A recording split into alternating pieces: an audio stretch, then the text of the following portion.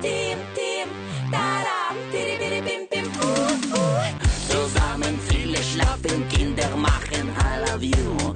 Ich liebe zarte Küssen, viele Grüßen, eins, ein. Essen, Essen, хорошо. Essen, Essen, здорово. Salut à tous, c'est Chanouillette de Ludovox. Nous sommes au dernier jour d'Essen 2016 et je me retrouve sur le stand de Blue Orange en compagnie de Manuro. Bonjour Manuro. Bonjour. Donc toi tu fais des BD dont vous êtes le héros. Ça fait combien de temps que tu fais ça ? Alors maintenant ça va faire 2 ans que Captive, ma première BD dont vous êtes le héros, est sortie. Et donc je suis scénariste et je travaille chez les éditions Macaca pour écrire justement plusieurs BD. Certaines sont déjà sorties, d'autres vont paraître bientôt. On peut montrer un petit peu justement celles qui vont paraître, celles qui sont déjà sorties ? D'accord. Alors ici, on a Captive, c'est ma première BD dont vous êtes le héros en tant que scénariste, avec MC en tant que dessinateur. Elle est déjà sortie en France il y a 2 ans, mais elle se trouve ici en anglais à l'occasion d'Essen, car avec Chevalier, c'est une des premières BD dont vous êtes le héros, traduite en anglais. J'avais également écrit le scénario des Larmes de Nua, qui cette fois-ci est plutôt dans une ambiance fantasy asiatique. Et enfin, bientôt disponible en boutique. Là, on a un exemplaire, mais elle devrait sortir d'ici une semaine environ. Hocus et Pocus, une BD dont vous êtes le héros, spécialement destinée aux enfants. Voilà, entre 5 et 11 ans. Parce que du coup on a des gammes qui sont très variées avec des niveaux d'expérience plus ou moins difficiles selon les publics. Voilà, c'est ça. Il y a une collection d'environ 15 titres déjà, et il en sort continuellement. Et dans ces 15 titres, on a un peu de tout. On a des ambiances fantasy, donc pour des jeunes publics. On a aussi du Sherlock Holmes, du steampunk, une ambiance zombie. Donc Macaca Édition a vraiment voulu proposer quelque chose d'éclectique pour tous les goûts, tous les âges. Alors ce que je propose, c'est qu'on ouvre une des 3, celle que tu veux, que tu nous guides un petit peu, nous montres un petit peu comment ça marche.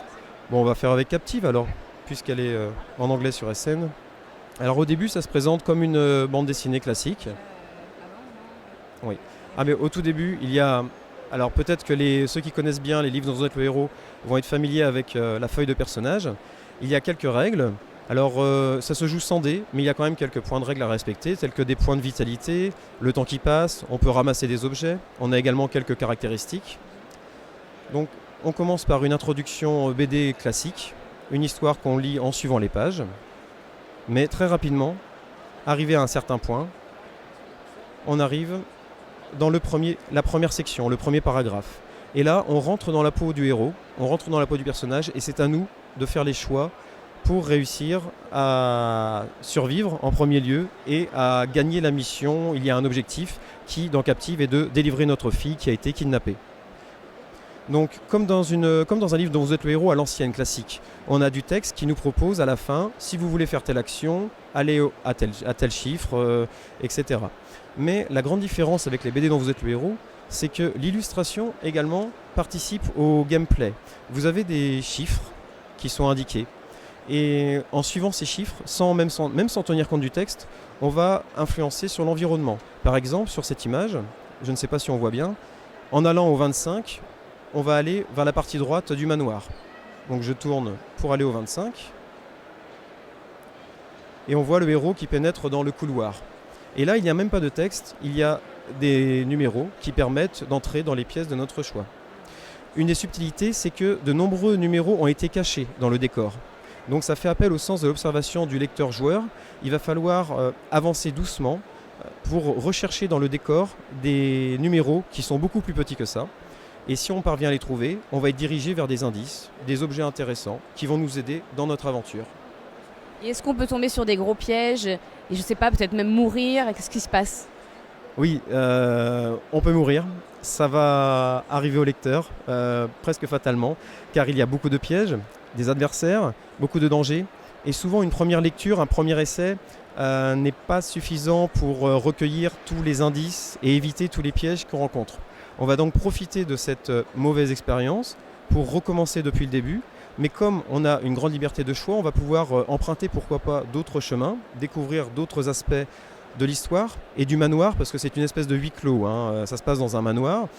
Et fort de l'expérience précédente, on va peut-être réussir à trouver le bon chemin, même s'il n'y a pas qu'un seul bon chemin. Il y a plusieurs façons de gagner, mais la difficulté est un petit peu au rendez-vous. Souvent, les lecteurs qui ont déjà joué à Captive me disent sur les festivals, après 3-4 essais, j'ai enfin réussi à aller à la fin.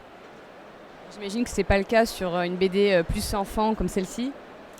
Alors, Hocus Pocus, justement, c'est très particulier car c'est peut-être une des premières BD dont vous êtes le héros. On ne peut pas mourir, en quelque sorte. Oui.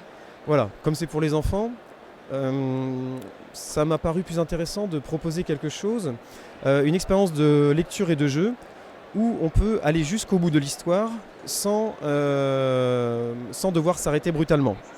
Mais il y a quand même un intérêt ludique, c'est qu'il faut retrouver des étoiles. Vous voyez, il y a des étoiles en fonction, si on réussit à résoudre des énigmes, si on réussit à faire des bonnes actions, on va trouver des étoiles. Et à la fin de l'aventure, on va nous demander si on a réussi à avoir un certain nombre d'étoiles. Et il y a une réussite pour ceux qui ont atteint ce total. Sinon, il faut recommencer pour essayer d'avoir ce nombre d'étoiles, en essayant là encore de nouvelles options. Mais cette bande dessinée est très particulière parce qu'on peut jouer soit un petit garçon, Hocus, soit une petite fille, Pocus. Et en fonction du choix qu'on a fait au départ, il va y avoir deux histoires qui vont vraiment se séparer. Donc on va pouvoir rejouer à cette aventure en prenant les rênes de l'autre personnage. Ok, est-ce que tu peux nous parler un petit peu de la troisième aussi? Quelles sont ses particularités? Alors Les Larmes de Nua est une BD plus fantasy, donc un peu plus orientée action. D'ailleurs, le dessin participe un peu à ce dynamisme. On va jouer une chasseuse de primes qui n'a pas froid aux yeux, qui va devoir explorer la cité, la cité en question pour retrouver en un temps limite trois malfrats qui ont dérobé les larmes de Nua, des artefacts. Pour cela, on va utiliser du poison. Donc on a une feuille d'aventure avec du poison, des potions de soins, des éléments qui sont assez familiers à ceux qui aiment bien les jeux de rôle, la fantaisie. On peut avoir des compétences telles que le déguisement, les armes de jet, le cambriolage. Donc on va plutôt évoluer en mode furtif, mais avec quand même pas mal de scènes d'action. Il y a des points de vitalité. Le temps qui passe, c'est aussi une notion que j'aime bien mettre dans les bandes dessinées. Voilà. Comment ça se passe justement la gestion du temps dans les BD? Alors, pour Captive et les larmes de Nua, il y a un symbole en fait, quand on le rencontre, c'est expliqué dans les règles au début, mais quand on le rencontre dans les cases, on doit cocher une case temps. Et voilà. Et arrivé à certains endroits de l'histoire, on va nous demander à combien on est, si on a dépassé une certaine limite, avec les conséquences qui vont avec si on est trop lent en quelque sorte. Voilà, ça peut conditionner l'échec ou la victoire vers la fin. Super. Et comment ça se passe le travail avec les dessinateurs du coup? Alors, évidemment, on ne vit pas forcément au même endroit. C'est le cas avec tous les dessinateurs avec qui j'ai travaillé. Dans ce cas, le meilleur moyen, c'est Internet et en particulier Skype. On va faire beaucoup de séances de Skype, en particulier avec MC sur Captive, ma première BD, où on a beaucoup parlé en commun à distance comme ça. Et par mail aussi, je vais proposer des descriptions écrites bien sûr, mais aussi avec des fichiers Paint aux dessinateurs. Il va y avoir des échanges là-dessus, ils vont avoir leur propre vision, ils vont me la soumettre, on se met d'accord, tout ça se fait à distance. Beaucoup, il y a de détails dans les images, du coup, comment on arrive à se mettre d'accord sur là, il faut que tu mettes dans un coin un petit 2 On utilise des codes, par exemple pour les numéros de paragraphes. Donc il y a cette notion de gros chiffres dans l'image là, dont je vous avais parlé, les paragraphes cachés, les paragraphes non cachés. Par exemple, je vais dire au dessinateur, là, le 15, on va le mettre en taille 1. C'est un petit code qu'on a, ça veut dire un gros chiffre. Après, il y aura des chiffres un peu plus petits, on va les mettre en taille 2. C'est un petit code encore. Et les plus petits chiffres, je vais dire, là, tu vas mettre en taille 3. Voilà, c'est pareil pour la taille des cases. Un certain paragraphe va prendre une demi-page. Des fois, ça va être un quart de page ou une page pleine. Tout ça, on s'est créé un petit code au départ pour travailler rapidement avec une compréhension optimale. Du coup, ça prend combien de temps pour faire une BD comme ça? Alors, il faut compter environ, pour la scénarisation brute, c'est-à-dire livrer le scénario entier avec chaque case décrite, il faut compter 4 mois de travail. Pour le dessinateur, c'est bien plus, parce que les albums, alors le nombre de pages évolue selon les albums, mais il faut compter entre 6 mois et 1 an et demi pour les plus grosses BD comme Captive de dessin. Voilà. Donc en tout, il faut bien 2 ans, bon, ça dépend, mais 1 an et demi, 2 ans pour qu'une BD dont vous êtes le héros soit finalisée. Ok, très bien, merci beaucoup Manuro pour ces explications et à bientôt sur Ludovox. Au revoir. Tim, tim, taram, tiribiri